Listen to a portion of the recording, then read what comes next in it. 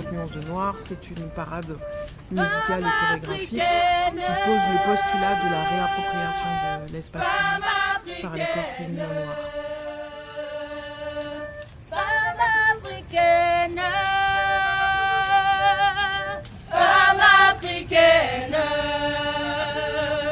Je m'appelle Sandra Sainte-Rose-Franchine, je suis danseuse et chorégraphe, je viens du hip-hop.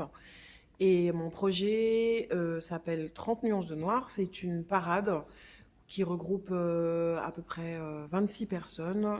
Ce qui m'a amenée à créer cette pièce, c'est un amer constat. J'observais que les femmes noires étaient représentées de manière assez péjorative. J'ai eu envie de faire ma part en réalisant un spectacle qui rende visibles les femmes noires sous un jour réel.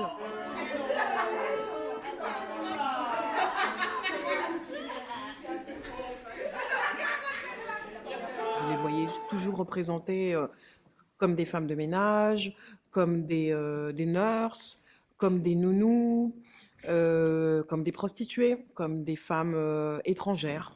Qui ne savent pas parler le français, qui sont en souffrance, qui ont besoin d'aide, qui ont besoin de se marier avec des personnes blanches pour avoir des papiers français.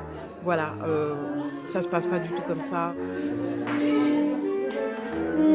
Donc pour moi c'est un projet qui contre ça, en fait, qui montre qu'on peut être plusieurs, on peut être nombreuses, on peut tout exister, on peut coexister dans notre flamboyance et dans notre beauté.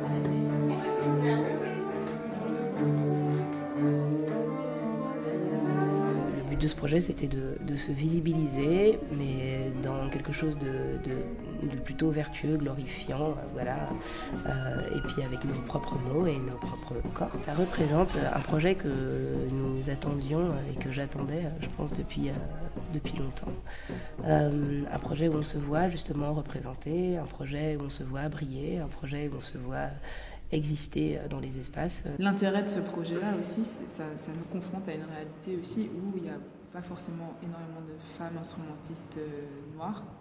Donc c'est un challenge aussi pour nous de réussir à faire sonner les choses. À notre époque, on n'avait pas grand monde, entre guillemets, il n'y avait pas encore Michelle Obama, on avait Sonia Rolland, je sais pas, c'est juste pour s'identifier à une femme noire ou métisse enfin, tu vois, qu'on met plus au devant de la scène, on avait beaucoup moins que maintenant.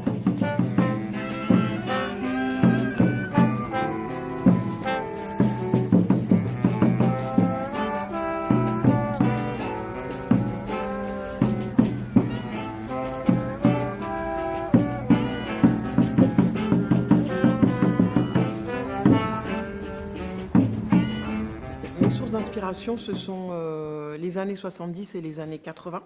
La danse que je pratique a émergé pendant les années 70.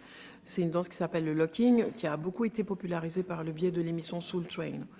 Il y a aussi une autre gestuelle qui s'appelle le walking, qui a également émergé dans les années 70 et qui était plutôt pratiquée par les minorités sexuelles gays, noires et latinos, sur la côte ouest américaine. Donc c'était très logique puisque ce sont des danses décoloniales, ce sont des danses d'émancipation. L'idée c'était tout simplement de prendre mon propre bagage de danseuse hip-hop et de le réinvestir dans un propos politique. L'idée de l'érotisation m'intéressait et j'ai voulu faire un pied de nez en fait en utilisant cet érotisme qui est souvent un piège pour nous les femmes noires parce que on nous érotise et on nous fétichise beaucoup en nous animalisant. Donc comme l'idée c'était de montrer les femmes noires telles qu'elles sont, c'était de montrer notre érotisme de notre point de vue. Voilà, et c'était donc du coup faire un pied de nez à 50 nuances degrés et de dire bon bah voici ce que c'est que l'érotisme, que la créativité des femmes noires, voici qui on est.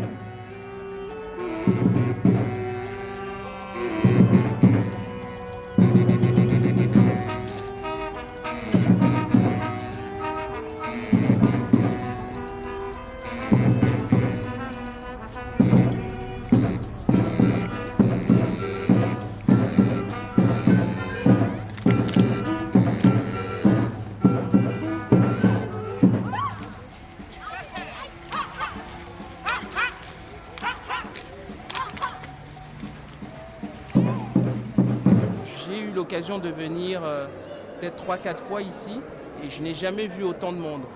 Donc c'est pour dire la signification. Je pense qu'on en a vraiment besoin, ce genre de représentation.